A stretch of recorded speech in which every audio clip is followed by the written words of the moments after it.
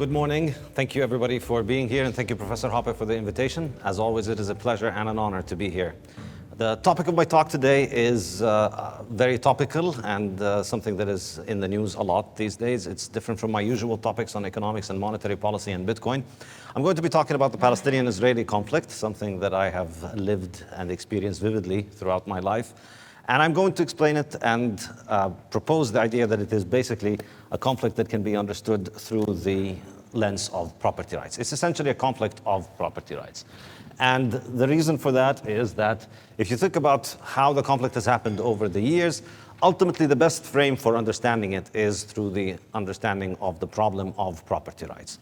Quite simply, in 1947 and 1948, the centuries-old or millennia-old system of property rights that has existed in Palestine was destroyed and instead replaced with a government agency that owns the vast majority of the property and only assigns it to people by lease based on racial and ethnic criteria. This is the key thing. And this is something that would create violent conflict anywhere in the world. If you tried to do this anywhere, where you just said, all of the property rights here are canceled, everybody who owns something doesn't own it anymore, all of the property goes to the government, and now the government assigns that property based on considerations of race and ethnicity, you would get conflict. So there's nothing really unique about the Palestinian-Israeli conflict or about that part of the world. It's just the same thing that I would expect to see as an Austrian, as an economist. This is what you see. If you deny property rights, you're going to get conflict. Next, please. So to explain this, let's look back in 1945, when under British mandate, the British authorities conducted a survey of the land and the population of Palestine, and they found in 1945 that the property in Palestine that was owned by Jewish people was about 5.67% of the total land of Palestine. That's it. About 48.3% was owned by Muslims, Christians, and people who are not Jewish. And 46% was essentially public property, but most of it is in the south. It's desert. It was practically and de jure owned, and de facto it was owned by the Bedouins who used it to graze their cattle. But among the privately owned land, if you look at the map of Palestine, the south is all desert. That's the part that was mostly public property. But the north, half of the country roughly in the north is mostly privately owned. And among the privately owned land, only 10.5% was owned by Jews and about 89.5% was owned by non-Jews. This was the situation in Palestine in 1945. Next, please. And this is the map that was produced by this survey in 1945, which shows us every single district.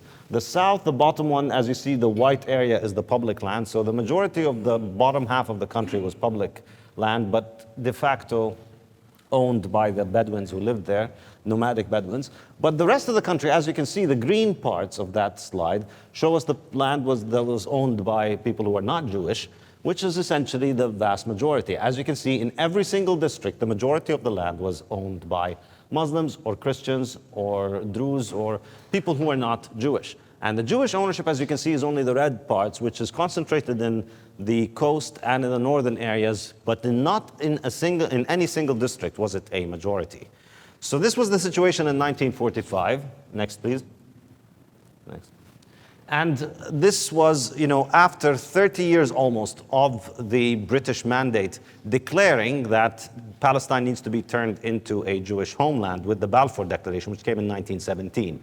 So in 1917, when the British government decided that Palestine needs to become a Jewish homeland, the population of Palestine was about only 10% Jewish. The numbers are differing. The census at that time put it at about 5%, but there were a lot of illegal immigrants who weren't registered in the census. So some people claim it was as high as 14%. Somewhere between 5 and 14 is the number, but roughly we could say about 10% in 1917. 10% of the population was Jewish in 1917 when the British government decided by the decision of its cabinet that this place needs to become a national homeland for Jews. By 1948, thanks to 30 years of illegal immigration, the Jewish population of Palestine had increased significantly, but it had only gotten to 31%. So you're talking about 31% of the population owning less than 6% of the land. That was the situation in 1948. And so if you look at, any part of the world where you have 30% of the population and 6% of the land, and you try to turn that into an ethno-state, a national homeland for that minority, that is 10 to 30% of the population and 6% of the land, it's going to create conflict, because you can't turn something into a national homeland without compromising the rights of the individuals who live there. Next, please. And this is, of course, it was very well understood by the leaders of the Zionist movement. So David Ben-Gurion, who was the first prime minister of Israel, he was very clear about this from the 1930s. There are several quotes in his own correspondences, in his letters, in his public speeches. They were very clear about the idea, this is a land that has already people inside it. And if we want to make it our land, we need to get our people from abroad, we need to get foreigners to come here, and we need to kick the people that are here outside. And that's just not something that usually can be done peacefully. You can't tell people to leave peacefully from their homes and give up all of their property. Human beings don't like to do that. History shows people like to own their property. People like to remain around their family, on their land, next to the remains of their ancestors. And they like to give that land to their children. That's what every civilization on earth wants to do. But the Israelis were very clear about this. This is not going to be done easily, and we need to use a military technique to it. We're going to use terror, assassination, intimidation, land confiscation. They understood it. Ben-Gurion was saying in the second quote, the country is theirs because they inhabit it, whereas we want to come here and settle down, and we want to take away from them their country. It is very clear what is going on. The numbers show it very clearly, and this would be the same pretty much anywhere. Next, please. So what happened then? How could you facilitate that? Well, the first thing is the British under the British mandate, they allowed the Zionist movement to build its terrorist infrastructure. So there were several terrorist Zionist organizations during the 1930s. They were allowed to get arms from abroad. They were allowed to build their militias, whereas the Palestinians were disarmed. That's the first thing that the British did. And this was, explicit British policy from 1917. In the official Balfour Declaration, Lord Balfour said we want to establish this national homeland knowing that it won't infringe on the rights of the local inhabitants who are not Jewish in the land. But a year later, after the Balfour Declaration, in a letter to Lloyd George, same person, Lord Balfour said, we are committed to Zionism, and Zionism, be it right or wrong, is far more important than the needs and prejudices and the property and the lives of the non-Jewish people who exist in that land. So it was always very clear that they needed to implement this regardless of the cost that is going to be enacted against the local population. And that's why in 1936 to 1939, when Palestinians rose up against the British mandate because they understood what was going on, because it was already very clear what the Zionist movement was going to achieve, the British disarmed the Palestinians. The three-year intifada, three-year uprising, was the largest anti-colonial uprising in the interwar period. They disarmed the Palestinians, but they kept the arms of the Zionist movement. And they kept on building their military capabilities throughout the 30s and 40s, even as they began to use extensive terror. And this was the first use of the terror in the Middle East. The Zionist movement, they bombed the hotels. They bombed, the most famous one is King David Hotel. They were using terrorism with the intention of scaring civilians so that the civilians would leave. And Menachem Begin, one of Israel's prime ministers, an interviewer asked him, how does it feel to be the person who invented terrorism in the Middle East? And he said, the Middle East, we invented political terrorism for the whole world. And he took pride in it.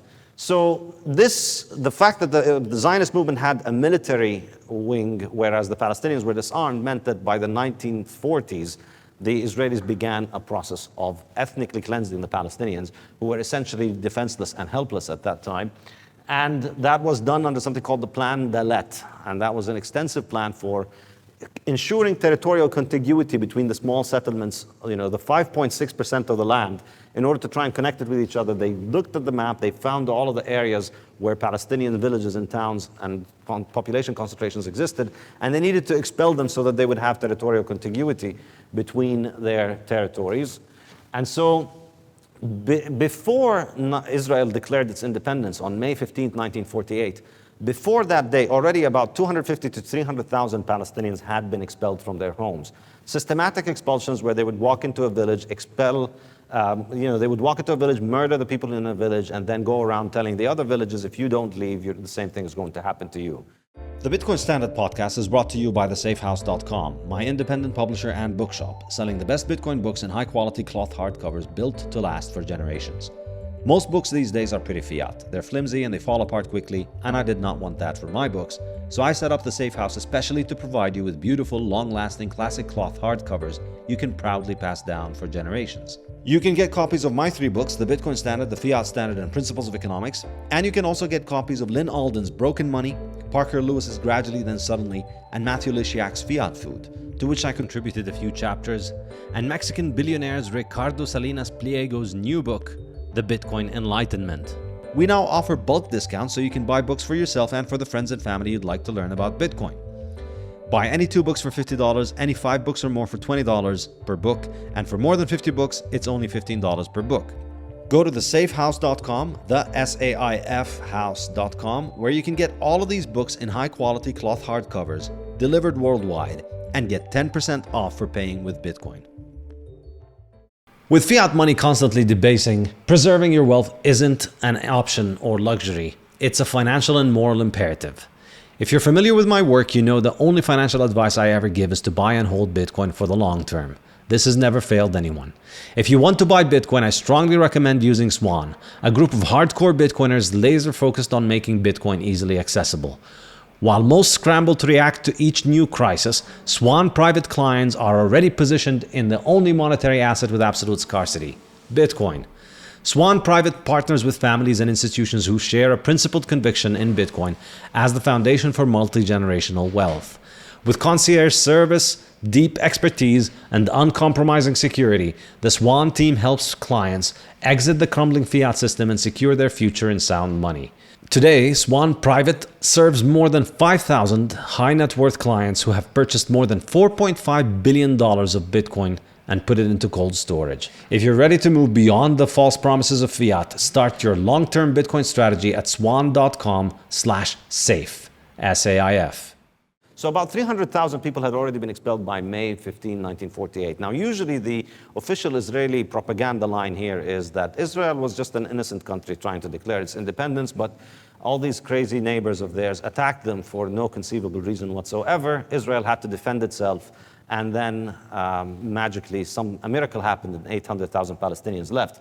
Of course, that's not true. People don't just miraculously leave their home. In fact, it was Weizmann, the first Israeli president, who literally said a miracle happened and they left about the Palestinians.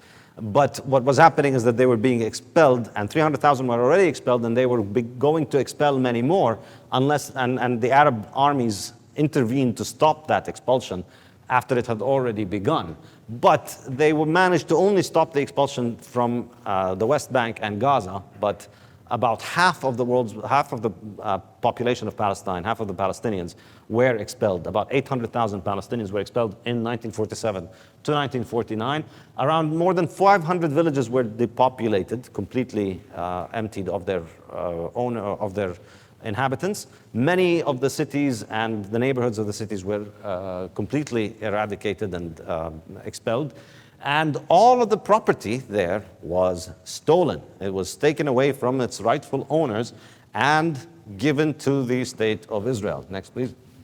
So what the State of Israel imposed then was something called the absentee law for absentee property. And so if you were expelled at gunpoint, then you were an absentee, and now your property belongs to the state. Now, an interesting thing here is that some of the people who were expelled from their villages, they would have left the village, but they would have moved, say, to a city and remained in Israel. And then eventually they became Israeli citizens. About 20% of the population of Israel today are of these remaining Palestinians. They couldn't manage to expel all of the Palestinians at that point. So some of them remained there. And even the ones that remained there, they can't go back to their property, even though it could be 10 kilometers away. And they were given the title present absentees. So yes, they're present, but they're absentees because they are from the wrong race and religion. So therefore, they're not allowed to return to their property, even though they live about 10 kilometers away from their property. But that property is then converted into Jewish settlements, and then people who are Jewish can go and live in that property. So with this one magical trick, about 75% of the land of Palestine became the property of the Israeli government. And it's owned by something called the Israeli Land Authority. So this is a very important point, which most people don't know. Particularly in libertarian circles, you'll hear a lot of talk about how Israel is a land of freedom and free markets. But Israel doesn't have a market in property. Israel has a socialist system for property ownership. Land is predominantly, about 93% of the land is owned by the Israeli Land Authority. And there is no market. You can't buy it, you can't own it, you can't sell it. You get to lease it, and you only get to lease it if you are Jewish. If you're not Jewish, you don't get to lease the land. The point is to try and get you to leave in any way whatsoever. So effectively, functionally, what is Zionism? What is the State of Israel? Functionally, if you want to think about it as an economic institution, it is a land theft agency with a military. And the military is funded by foreigners, particularly foreign goys. Europeans and Americans pay for it. And what that military does is that it steals the land of the Palestinian goyim. If you're a Palestinian and you're not Jewish, you get your land stolen by that military. The military steals the land, gives it to the Israeli Land Authority. And if anybody dissents, anybody objects, they get murdered. And that land is then granted to people from all over the world who claim to be Jewish. So if you've lived on that land for hundreds of years, for thousands of years, if you have property deeds on that land, but you're not Jewish, your property right doesn't count, and the military is there to take your land, and if you resist, they kill you. And then anybody from anywhere in the world can come and say, I am Jewish, and if they're Jewish, they get to be assigned that land, leased, not sold, because if they sell it, they might then go on and sell it to somebody who's not Jewish. So to ensure that the land remains Jewish, the land is always owned by the state, and so you can lease it from the government, and only, of course, if you are Jewish. And so, this is, there's this wonderful testament to this, this video that became viral a few years ago. If you check it out, I think it should be added to the Israeli national anthem. There was this American from Brooklyn called Yaakov who went to a home in Jerusalem. And he was walking into the house of a neighborhood, and he was telling the people in the house to get out. And he was beginning to bring in his stuff into their home and to kick them out. And they said, no, this is our home, don't kick us out. And he said, no, I'll get out. And they told him, no, you're stealing our house. He said, yeah, so what? If I don't steal it, somebody else is going to steal it. Why are you looking at me? And that, I think, should be the national anthem of Israel. This is what the country is about. It's a nation where the property of people there is just not considered valid because they're not Jewish. So therefore, everybody thinks it is okay. It's part of the normal functioning of life that you just go and you take the property and the land of people because they're not Jewish. Next one, please. So this was 1948, and then it continued after 1967 because Israel only managed to capture about 78% of Palestine in 1948, but there was another 22%, which is the West Bank and Gaza. And in 1967, Israel launched the war, and it captured those lands, and it brought into these lands the same system of property that it has in the rest of Palestine. And so anybody who was abroad, if you were abroad, your property was considered taken. You were absentee, and now property was taken by the Israeli government. And the Israeli government began to build Jewish-only settlements on these lands, and they've been building them for decades now, and they continue to build them and expand them more and more and more. And so they steal the land of the people who are not Jewish, and then they build settlements that are only open for people who are Jewish. You can't buy land there if you're not Jewish. You can't go live there if you're not Jewish. And they're constantly building those settlements and constantly taking over more land and restricting the movement of the people who are not Jewish in the West Bank. And so they've divided the West Bank now into three areas, Area A, B, and C. Area A is the one that is the most heavily concentrated in, next slide please. Area A is the one that is most heavily concentrated with Arab population. It's the dark or the light green or gray in the left slide. Areas B are the ones that are a little bit more, or a little less population concentration, so that's sort of joint Palestinian and Israeli control over the area. And then Area C, the majority is Israeli-owned, and Israeli government. The Israeli government controls it. And so they've restricted the movement of the people of the West Bank into smaller and smaller and smaller areas. And each one of these, they are all surrounded by barbed wire fence and walls and checkpoints. And so if you want to go from one to the other, you have to go through checkpoints. It takes hours to drive from some of these areas to one another. And now, just in the last couple of months, the Israeli government announced this is their plan now. They're going to take over the West Bank. All of the green areas are going to become part of Israel. The yellow areas are going to be left as Palestinian areas. And they're going to just basically lock up all of the Palestinians in those areas. And everybody who's in the green area, if you happen to live in the green area, you're losing your property rights. The Israeli government is going to take it over and it's going to register the property. So, you see there's Jerusalem. It's between the two big yellow blobs. There's Jerusalem. Right south of it is Bethlehem. And Bethlehem is one of the areas that's just going to get taken over by Israel, almost all of it. And that means that the property of people there is just going to be confiscated. And I just saw a tweet earlier today about it. They just announced to the people in those neighborhoods, you're going to be taken over. And so now you can't drive from one of those areas to the rest of the areas without getting a permit. So, 5-minute drive, now you need a permit from the Israeli government. And so this has just been this pattern from 1967, which is take more land and continuously steal the land and restrict the movement and the life of the people that live there. And of course, the really fascinating aspect of it here is that under the Israeli control of the West Bank, the people who are Jewish, who live in the West Bank, who live in those settlements, they live under civil law. They have civil law, they have civil courts, and they are treated like normal citizens. Whereas the Palestinians live under military law. They're under military occupation. And military occupation is usually something that lasts for a few months or years, but eventually it gives way for civil law. But in the West Bank, we've had military law for 58 years now. And that's always been the ruling rule of the ruling law of the land. This is how it is. There's a military, and essentially the lives of people who are not Jewish in the West Bank are dispensable. So in the civil laws in the West Bank essentially don't prosecute any crime against non-Jews.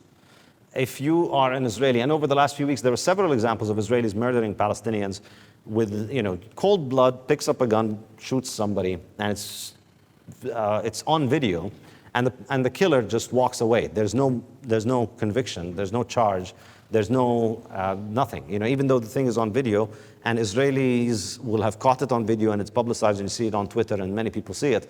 The person who kills a goyim does not face legal repercussions for it. It's not illegal, essentially, to kill people if they're not Jewish. So that's how the civil courts work for Jews in the West Bank, whereas for people who are not Jewish, you're living under military law, and it's the exact opposite. So a very, very tiny percentage of the crimes of the Jewish settlers against Palestinians is ever charged in court. And then among the ones that go to court, a very tiny percentage of them gets any kind of conviction. And then among the ones that get a conviction, a very tiny percentage will actually get any kind of punishment. And if they do get punishment, it will be some kind of symbolic slap on the wrist. On the other hand, the military court that rules over the Palestinians has a 99% conviction rate. And the only evidence needed for you to be convicted is just an Israeli soldier grabs you and puts you in jail, and then your life could be ruined. You could stay in jail for decades. You could stay under military administrative detention for months and years. Many people have spent years under administrative detention, essentially hostages. No charge, no criminal charges filed, but you stay in jail. And then if criminal charges are filed, then it's 99% conviction rate. There's no real judiciary process to speak of. It's just, well, the soldier says that he did something wrong. All right, then that's it. The soldier said so, so then you go to jail.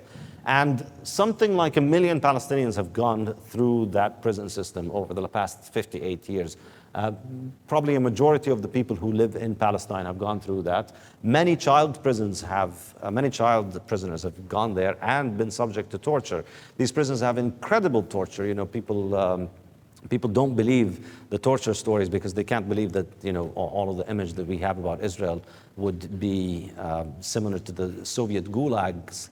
But it is similar to the Soviet gulags. It makes the Soviet gulags look like a picnic. This is very well documented. The kind of abuse that they mete out to prisoners is absolutely horrendous. And you can see, if you have a legal system which says it's okay to murder someone, imagine how you're going to be treating them if you're a prison warden and they're your prisoner. You can only imagine how that works. So essentially, it is a military war on civilians. They're constantly confiscating land and property. It's almost impossible to obtain a permit to build on these areas. So the Palestinian areas where Palestinians live, it's impossible for them to get permits to build land. You're constantly refused to build land and to build homes. And if you build a home on your own land, it will get destroyed. And that's why more than 170,000 cases of housing demolitions done by the Israeli government against Palestinians since 1948. 170,000 homes destroyed. And that doesn't include the Gaza war. It doesn't include the things that have happened over the last 2 years. Just home demolition, actual state going and demolishing homes. Either it's punitive, you know somebody who did something bad, so we're going to destroy your home, or just simply, we want this land so you can't build here, and we're going to take it. And they're constantly coming up with new and different excuses for why they need to take this land. And I think a very, very important point here is that all of this stuff is completely irrespective of what the Palestinians do. There is nothing that Palestinians can do that would allow them to keep their property rights. I think this is the key thing that people miss here. When people talk about it as being a conflict, it misses the point that one party is completely powerless to affect any kind of change into this kind of regime. You can't vote, you can't use your voice to demand anything, you can't expect anything. If you choose to peacefully resist, by speaking out against this, you're going to get your property taken and you're going to be expelled and you're going to be murdered or you're going to be placed in these cages in the West Bank. And if you choose to fight violently, you're going to have essentially a U.S. military, the power of the U.S. military is being basically subjected through the Israeli military to this civilian population. So it's completely out of your hand. And the key thing is that the majority of Palestinian people have not done anything to resist this. The majority of Palestinian people have left, or they've not fought back, or they've been completely passive, completely peaceful about it. But it's a completely collectivist system where you are born with the sin of not being Jewish, and therefore you will constantly have your property taken, you will be murdered, you will be expelled, you will not have the right to own property, you will not have the right to build on your own property. And that's just immutable. Nothing you can do to change it. This podcast is also brought to you by the Bitcoin Way, your professional Bitcoin IT team offering you personalized, secure, and comprehensive solutions for every step along your Bitcoin journey. The Bitcoin Way offer live concierge service to guide you with your Bitcoin cold storage, running your node, privacy best practices, inheritance planning, corporate strategy, and multi-sig solutions.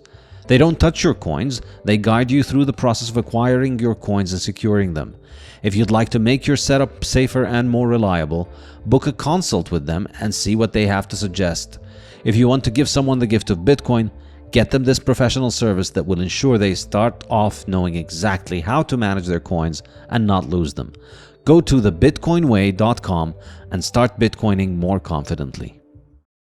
And so, of course, here, I'd like to bring in Ludwig von Mises for his perspective on this issue. Ludwig von Mises is one of the most important concepts that I've learned from him and from Austrian economists in general, is that human civilization, human society can only function with property. We either have property rights or we have conflict. And so, as Mises says, if human civilization, if history could teach us anything, it would be that private property is inextricably linked with civilization. Without property, there is no society. Where there is no private ownership of the means of production, there is no economy, but only conflict. And that's exactly what we see happening in Palestine. There is no system of private property, and therefore there is conflict. Just like we would expect to see anywhere in the world where there is no system of private property. You can't have social cooperation, you can't have peace, you can't have civilization unless people are able to own property. Next slide, please.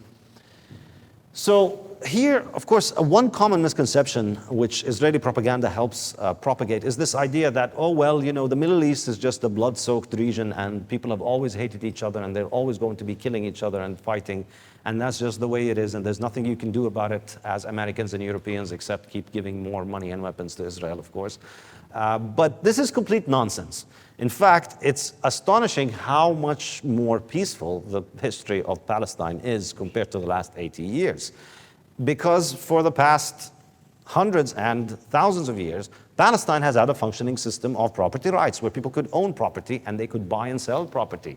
And property rights were respected for people from all races and religions. So in 1850 or in 1350 or in 750, you could go and own and buy and sell land in Palestine under all the different governing structures that have existed, whether it was the Ottomans or whoever it was. You could own land regardless of your religion, regardless of your race, and society was able to understand the concept of property rights, where you own this land, therefore everybody around you respects that property rights. And consequently, we had a remarkably peaceful coexistence for 1,000, 2,000 years, you know, since the Roman destruction of the temple. Basically, Palestine has been very peaceful. There have not been any major scale conflicts since then. Next one, please.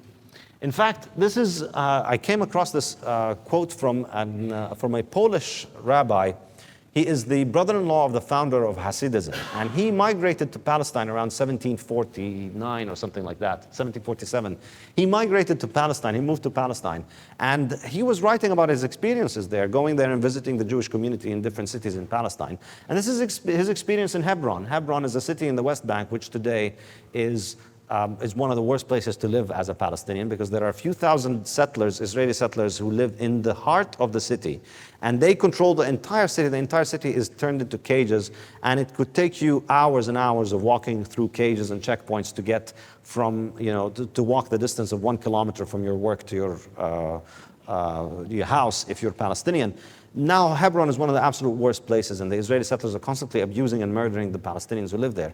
This is what it was like in 1747, 280 years ago, back when this guy visited. And he was explaining how friendly the relationships were between the Jewish community and the rest of the residents of the city. He was saying that even on the Shabbat, they close their area. Nobody enters their area. Nobody enters their courtyard. They can trust that their property will be left untouched. And indeed, you had a system where people had private property, and their private property was protected. And because their private property was protected, they were peaceful. So people celebrated together, and we had a peaceful coexistence. So this notion that this is just, oh, well, Muslims just hate Jews, and Jews just hate Muslims, or Christians hate Jews, and Jews hate Christians, and Muslims hate Jews and Christians, it's nonsense. We've always had coexistence between all of those people. You could be a Christian, you could be a Muslim, you could be a Jew in that land, and as long as you had property rights, you had peaceful coexistence, you had civilization, you had a society. Next slide, please. So it was, in fact, just Zionism that created the problem. It was not any kind of ethnic, built-in racial animosity that people have. And this is just the normal thing that you would expect to see anywhere. Normal societies and states are built on a foundation of respecting property rights. The legitimacy of any government is derived from its respect and protection of property rights. The illegitimacy of Israel and the problem of Israel, and the reason Israel is constantly living in conflict, is because it is built on the denial of the existing property rights order. It has denied the property rights of something like 90% of the people who were living in the land when this stupid Zionist idea was first invented by the British. And that's why it's struggling to that's why it has to constantly be in violent struggle with everybody around it. And you know, people here would like to make the analogy with the West. Well, you know, the Americans stole America from the Native Americans, or Canada, or Australia, or New Zealand. And that's not true. It is not an accurate analogy for it, because when Europeans arrived in North America and Australia, there was no existing system of property rights. For the largest part, land was not privately owned. And so it was possible for the natives and for Europeans to get to go to unowned land and homestead that land. So it is legitimate property. It is legitimate for any person to take an unowned land, an unclaimed land, and fence it and claim that it is his property. And European settlers in those areas, for the most part, they settled on unowned land. There was no private property system where they had to expel people at gunpoint to take their land. At least initially, they settled on unowned land, and then conflict emerged between them. But the extent of conflict between Native Americans and whites obviously has been massively blown out of proportion over the last century as part of the continuous, propaganda against white people and against colonialism and all of those stuff. But it is a completely different perspective. And I think, of course, the pro-Israel propagandists like to emphasize this because it helps them trying to claim that Israel is similar to this. But it is nothing like it. In Israel, you had a system of property rights. You had land deeds. And you had the Jewish settlers who came from Europe in the 1920s and earlier, they could purchase property. The system of property existed. When they got off the Mayflower in the US, in what is today the United States of America, they couldn't buy land. There was no land to buy. There was no system of buying and selling land. Eventually, these things were developed. But that, for me, helps us explain the illegitimacy and the need for constant subsidies for the Zionist project. So that's why Zionism effectively can only be sustained as a tiny state parasitic on much larger civilized societies that have property rights. So that's why, Senegal, Greece, South Korea, Brazil, all of these countries, in order for them to exist, all they have to do is just recognize the property rights of the people that are living there. And they exist as countries. And that's why, nobody goes around and telling you have to respect the right of Brazil to exist. Brazil is just an administrative unit for protecting the property rights of people who exist there. Israel, on the other hand, is a system of theft that requires to be constantly violating the property rights, and that's why it needs massive subsidies from the West. That's why it needs to be constantly supported by the West. And in fact, it wouldn't have existed had it not been for European and American and Soviet support. If you look through the history of the Zionist project, initially it was the British who came up with it. And then in the 1930s, and this is not well known, but in the 1930s, the crucial thing for the survival of the Zionist project in the 1930s, when there was growing Arab hostility and when there was growing British hostility as well, when the British started getting second thoughts about it, what was crucial for the survival of this project was Nazism, because Nazism wanted to expel Jews from Germany, and they signed an agreement with the Zionists that they would send the Jews of Germany to Palestine in order to support Zionist settlement, because that worked to get Jews out of Europe. And then the Soviet Union, of course, supported it a lot because it was a communist, socialist initially idea, where they had all these socialist ideas for land ownership, which still dominate today. Land is still owned in a socialist way, so you can understand why the socialists and the Soviets supported it. And then since the 1960s, when the Israeli takeover of the US government, Israel has been completely dependent on US subsidies and support. So it's constantly surviving thanks to foreign fiat, thanks to foreign governments' inflation, producing money, using that money to go and support and subsidize the existence of the Israeli state. And so we've had hundreds of billions of dollars from the US only to Israel, something more than $400 billion as aid from the US to Israel, dwarfing every other country. People talk about aid, they usually think of all these African poor countries with rich presidents taking money. All of that is dwarfed by what Israel receives. Israel receives far more aid than anything. Israel received about $100 billion of aid from Germany under the pretext of Holocaust reparations, which mostly goes to the Israeli government rather than any kind of actual survivors. And you've had, on top of that, of course, you've had trillions of dollars spent by the Western governments on fighting wars against Israel's enemies, which serve no purpose for these governments. Israel is the only reason the US was fighting Iraq or fighting Libya or is fighting Iran now. All of these regime change wars, all of the Middle Eastern wars primarily serve the interest of Israel, and that's cost trillions of dollars. And you can see the effort that Israelis did in order to promote those wars, the project for the new American century. If you're interested, read more and more about it. And it even gets to the point where it now requires, the suspension of basic civil liberties and basic civil rights and free speech in places like Germany and in the US in order to continue to make sure that this subsidy, this support, these tens and hundreds of billions of dollars continue to be taken away from American and German and European citizens in order to be given to Israel so that it can continue to violate property rights, so that it can continue to have a land agency with a military that is constantly stealing property rights. Thank you very much.